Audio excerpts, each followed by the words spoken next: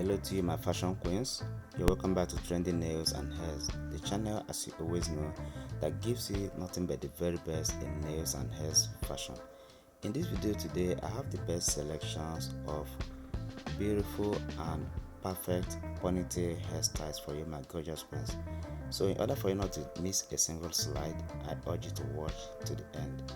So in case you are seeing this channel for the first time or you are here to subscribe to my channel, I urge you to subscribe, and as you do that, turn on your bell notification so that you will always get notified as soon as a new video is dropped in this channel. Thank you as you do that. So ladies, watching this video, you see that these hairs look so good and gorgeous. You can choose your style to make for your forthcoming wedding or any event, because these styles can be rocked to any event as you so wish. So watch to the end and choose your best slide.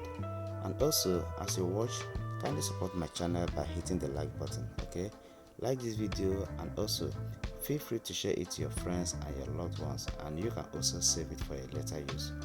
At the end of the video, please do not forget to go down to the comment section and tell me what you think or what you feel about my channel or my video. Okay, thank you. And I also appreciate my returning viewers who are always watching my videos and also engaging.